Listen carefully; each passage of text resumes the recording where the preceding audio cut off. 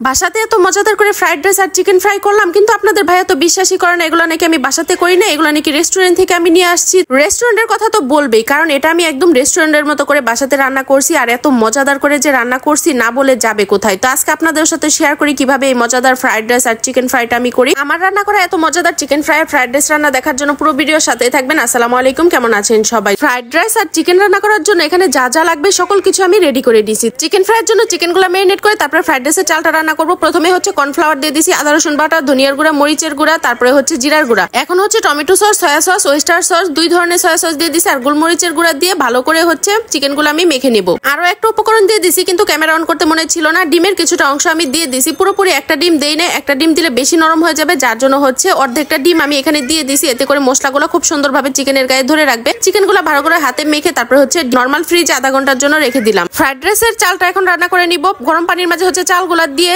তেল আর নুন দিয়ে দিছি। তেল দিলে চালটা কিন্তু অনেক ঝরঝরা হবে। 80% এর মতো চালটাকে আমি রান্না করে নিব। ভিতরে একটু শক্ত শক্ত দানা থাকা অবস্থাতে নামিয়ে নিব। তারপরে ডিপ ফ্রিজে আমি 10 মিনিটের জন্য এগুলা রেখে দিলাম। এটা কিন্তু আপনারা ডিপ ফ্রিজে রাখবেন, বাহিরে রাখলে কিন্তু চালটা একদম নরম হয়ে যাবে, আর ডিপ ফ্রিজে রাখলে চালটা কিন্তু একটু শক্ত শক্ত হবে। রাইসটা খেতেও কিন্তু অনেক বেশি ভালো লাগবে। আর এখানে একে একে সবকিছু আমি কেটে বেছে নিতেছি। ঘরে গাজর, ফুলকপি আর ক্যাপসিকাম ছিল, এগুলো দিয়ে ফ্রাইড রাইসটা রান্না করব। যদিও বা পেঁয়াজের কলি দিতে পারলে কিন্তু ক্যাপসিকামের স্বাদটা অনেক বেশি দ্বিগুণ হয়। তার সাথে লেটুস পাতা। তো এখানে যা আছে এগুলো দিয়ে রান্না করবো। এগুলো দিয়ে রান্না করলেও কিন্তু খেতে মন্দ হয় না, তো অনেক বেশি ভালো লাগে। তো সবকিছু কেটে বেছে রেডি করে নিছি। মুরগির মাংস চিকন করে কেটে নিছি, আদা রসুন কুচি করে নিছি, আর এখানে দুইটা ডিম নিয়ে নিছি। ডিম দুইটা হালকা করে ভেজে নেবো, খুব একটা কড়া করবো না, একদম নরম থাকা অবস্থাতে ডিম দুইটা নামিয়ে নিব। তারপরে এখানে ঘি দিয়ে দিতেছি। ঘরে বাটার ছিল না, বাটার দিয়ে রান্না করলে আরো বেশি ভালো লাগে। যাই হোক, ঘিয়ের সাথে কিছুটা তেল দিয়ে কুচি করে রাখা যা আদা রসুন ছিল সেগুলো দিয়ে দিলাম। তারপরে মুরগির মাংসগুলো দিয়ে দিলাম। আদা রসুন সামান্য একটু লাল হয়ে আসার পর কিন্তু মুরগির মাংসটা দিয়ে দিয়েছিলাম। এখন কেটে রাখা যে গাজর আর ফুলকপি আছে সেগুলোও দিয়ে দিলাম। সামান্য একটু নাড়াচাড়া করে নিব, সামান্য একটু নুন দিয়ে দিব। এই সকল সবজিগুলো দিয়ে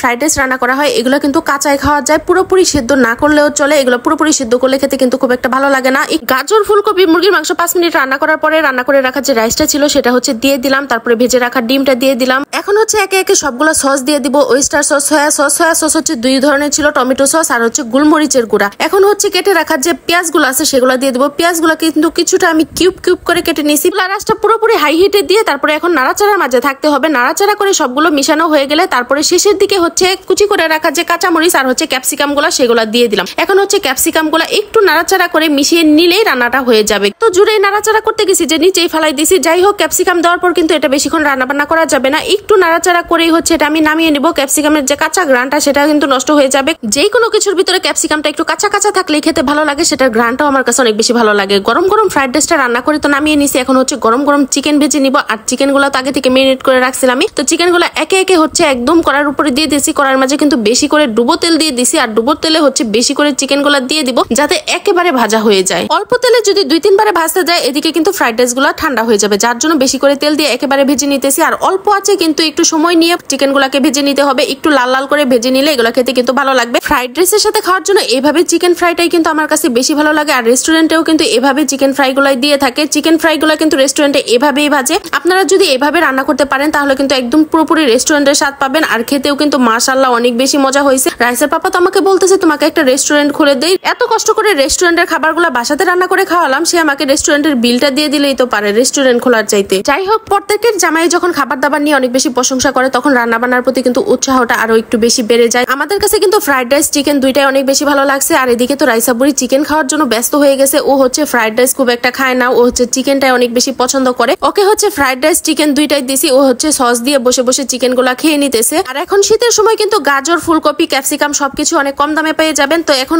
আপনারা ফ্রাইড রাইসটা ট্রাই করতে পারেন, খেতে কিন্তু মাশাআল্লাহ অনেক বেশি ভালো লাগবে। আর রেস্টুরেন্টের স্বাদ ঘরেই পাবেন। তো এই ছিল আজকে আমার ফ্রাইড রাইস চিকেন রান্নার ভিডিওটা কেমন লাগলো অবশ্যই কিন্তু কমেন্ট করে জানাবেন, লাইক কমেন্ট শেয়ার করে দেবেন, পেজটাতে ফলো দিয়ে দিবেন, ইউটিউব চ্যানেলটা সাবস্ক্রাইব করে দিবেন। আজকের মতো এখানে শেষ করছি। আল্লাহ হাফেজ, ভালো থাকবেন সবাই।